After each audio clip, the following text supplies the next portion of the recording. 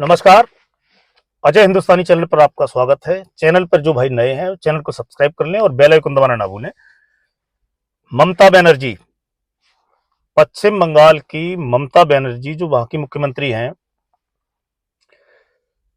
उनके राज्य में वो एक महिला हैं और उनके राज्य में पश्चिम बंगाल में तृणमूल कांग्रेस के नेता और जो उसका कैडर है महिलाओं पर अत्याचार कर रहे हैं, और वो भी दलित और आदिवासियों के ऊपर।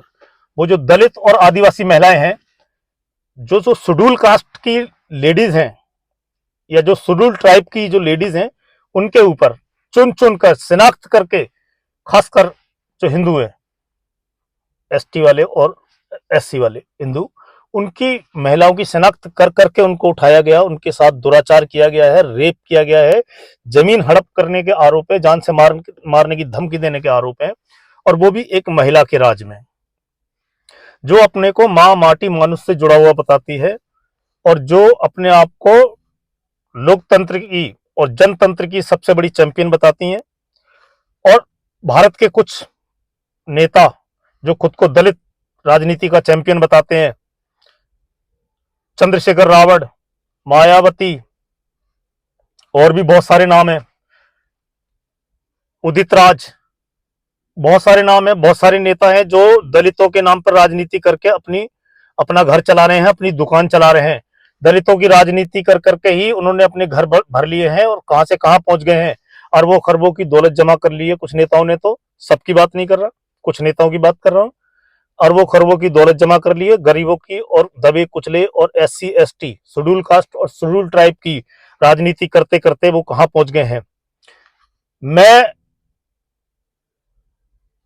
चंद्रशेखर रावण, भीम आर्मी वाले, उनका एक भी बयान मैंने नहीं सुना है, और वो कब पश्चिम बंगाल जा रहे हैं, डिस्ट्रिक्ट 24 परगना, संदेश खाली, मुझे नहीं पता।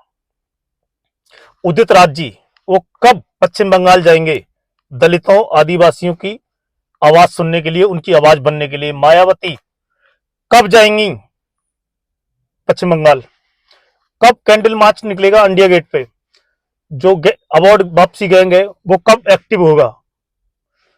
चंद्रशेखर रावण जो बड़ी लंबी लंबी बड़ी बड़ी बातें करते हैं और खुद को दलितों का चैंपियन बताते हैं, वो और दलितों का एकमात्र नेता बताते हैं और खुद को काशीराम जी के मान्यवर के काशीराम जी के बराबर समझते हैं वो, तो वो कब पश्चिम बंगाल जा रहे हैं और कब ममता सरकार के खिलाफ आंदोलन करेंगे और कब भूख हड़ताल पर बैठेंगे और कब धरना देंगे, मुझे तो कोई नेता नजर नहीं आ रहा। पूरे विपक्ष के मुंह में दही जमी हुई है।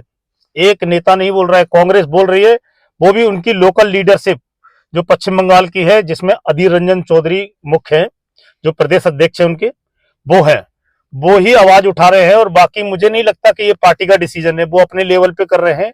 लोकल जो उनके लीडर हैं, जो वहां का कांग्रेस का जो लोकल नेतृत्व है, वो ही कर रहा है। वो जो इनका उच्च नेतृत्व है, वो इस मामले में कहीं भी इन्वॉल्व नजर नहीं आ रहा। ना ही प्रियंका गांधी जो बोलती हैं लड़की हूं लड़ सकती हूं, और वो जो भट्टा परसौल में पहुंच गए थे राहुल गांधी बाइक पे बैठ के, और प्रियंका गांधी, और जो बार बार जिद कर रहे थे भट्टा परसौल जाने की, वो संदेश खाली कब जाएंगे, कोई पूछने वाला है इस चीज का। और जो खुद दलित है, मैं यूपी और दिल्ली और जो उत्तर भारत के जो दलित है, उनसे एक सवाल, कब तक आप राजनीति के चक्कर में पड़ोगे। आपकी आवाज को सिलेक्टेड जगह पर उठाया जाता है। राजस्थान में पीछे कुछ हो रहा था जब कांग्रेस की गवर्नमेंट थी, अगर वहां किसी दलित माँ बेटी बहन के साथ कोई अत्याचार होता था, कौन आता था, कोई आता था, कोई नहीं आता था। पश्चिम बंगाल में जो हुआ, कोई ही नहीं आता था। अगर आज यूपी में एक लड़की के कुछ हो जाए, और मैं तो कहता हूं जहां पर भी हो जाए, उसको फांसी की सजा हो जानी चाहिए और फास्ट ट्रैक कोर्ट में होनी चाहिए, और जज को और बता देना चाहिए सबको, जो भी वहां मजिस्ट्रेट है उसको, कि 1 महीने में आपने फैसला देना है, उसको तुरंत कार्रवाई होनी चाहिए, चाहे जो मर्जी हो जाए। तो आपको आवाज अपनी समझनी है, अपनी ताकत को समझना है। ये आपका सिर्फ राजनीतिक इस्तेमाल करते हैं ये नेता, चाहे वो चंद्रशेखर रावण हो, मायावती हो, और जो उदित राज हो, या कोई भी नेता हो, सिर्फ आपका इस्तेमाल करते हैं। आप भोले भाले हो, आपका इस्तेमाल किया जाता है, आपको खड़ा कर दिया जाता है किसी और के खिलाफ ले जाके। पर जब आपका कहीं, जब उनका मन होता है नेताओं को वहां ले जाके आपको खड़ा कर देते हैं। जब उनका करता है कि नहीं यहाँ खड़ा नहीं करना है, इनके खिलाफ आवाज नहीं उठानी है, तो वो आपको लेके नहीं जाते, आपकी बात नहीं करते, कुछ नहीं करते। फिर वो उन नेताओं के साथ बैठ के खाना खाते हैं जो बोलते हैं कि लड़के हैं गलती हो गई, लड़के हैं गलती हो जाती है, उनके साथ बैठ के खाना खाते हैं।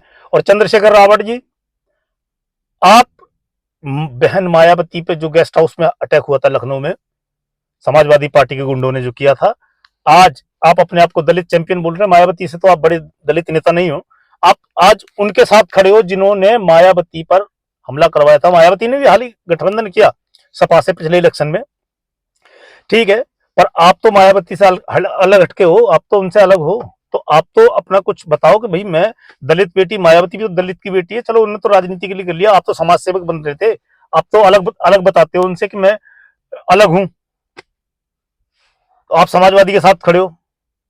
तो भैया सब दलितों और जो आदिवासी और जो SC ST वाले जो भी हैं भैया, अपना दिमाग लगाओ, सोचो कि आपका सिर्फ राजनीतिक इस्तेमाल होता है, चाहे वो भाजपा सही या कांग्रेस सही या कोई भी पार्टी सही, चाहे वो समाजवादी सही, बहुजन समाजवादी पार्टी सही, कुछ भी सही, आपका सिर्फ राजनीतिक इस्तेमाल करते हैं। आप आ जाते हो बातों में और आप किसी का भी झंडा पकड़ के चले जाते हो, कहीं भी खड़े हो जाते हो। अब आज संदेश खाली में कोई जाने को तैयार नहीं है। ममता बनर्जी की पार्टी के जो नेता हैं कुणाल घोष, वो कह रहे हैं कि वो जो लेडीज हैं जो जिन्होंने FIR कराई है और जो कैमरे के सामने आके बोली है, जो जो महिला आयोग है जो दिल्ली से गया है उसके सामने बोली है, या जो मानवाधिकार आयोग है या जो SC ST कमीशन है उसके सामने जो महिलाएं बोली हैं, वो नाटक कर रही हैं, नौटंकी कर रही हैं। मुझे बताओ कि पूरी दुनिया में ऐसी कोई भी औरत है? एक औरत हो सकती है, दो हो सकती है, चार हो सकती है, 10 20 सैकड़ों औरत आके आपके सामने खड़ी है, सबके सबको आप बोल रहे हो कि नाटक कर रहे हैं। ममता बनर्जी वोटों के मामले में इतना अंधी हो गई है कि उसको पता है कि 25 से 30% वोट है वहां पर एक एक कम्युनिटी का, वो वोट लेने के लिए। और साजा शेख जिसके ऊपर जो मेन आरोपी है वो कहां है? क्या वो बंगाल की पुलिस से भी ज्यादा ताकतवर है, या जो स्टेट है उससे भी ज्यादा ताकतवर है, या उसको खुद सरकार ने और शासन प्रशासन ने संरक्षण दिया है? हो सकता है वो मुख्यमंत्री के बंगले में बैठा हो सकता है किसी और ताकतवर मंत्री के कमरे वहीं घर में हो, तो उसको जमीन खा गई, आसमान निकल गया, संदेश खाली से वो ऐसा चला कहां गया? या फिर बंगाल पुलिस इतनी सक्षम नहीं है कि वो एक आदमी को जिसको पूरा बंगाल पहचानता है उसको गिरफ्तार कर पाए या पकड़ पाए, उसका सुराग लगा पाए? इसका मतलब है कि शासन प्रशासन और सरकार मिली हुई है साजा शेख से। बाकी के जो छोटे छोटे उसके गुर्गे थे वो सारे सुबू हाजरा, उत्तम सरदार, ये सारे पकड़ गए। तो साजा शेख कहां है? साजा शेख को ममता बनर्जी बचा रही है, उनकी पार्टी बचा रही है।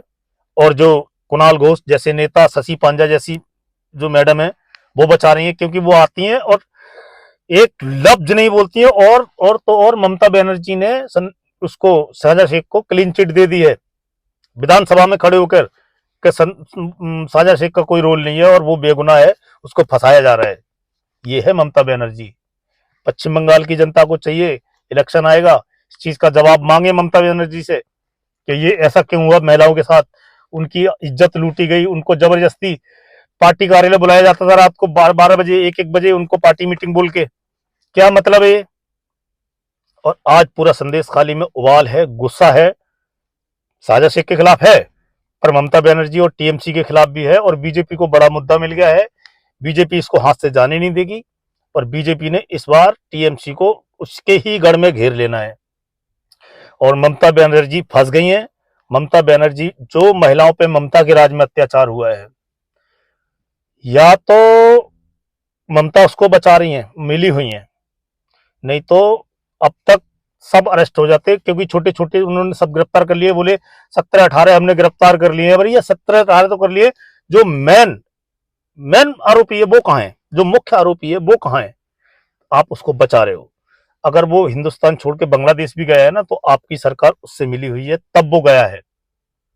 तो ममता बनर्जी का भी हिसाब होगा 2024 के इलेक्शन में और आगे के इलेक्शन में। बंगाल हमेशा ऐसा नहीं रहेगा जैसा आज है, और बंगाल की हवा भी एक दिन बदलेगी, वहां के लोग भी शांति से रहेंगे, ये मुझे उम्मीद है। और बंगाल की जनता 2024 में अपना फैसला सुनाएगी। तो ये मेन मुद्दा है, मुख्य मुद्दा है, इसको नजर में रखते हुए सुनाएगी। मिलते हैं आपसे अगली वीडियो में, तब तक के लिए जय हिंद, नमस्कार।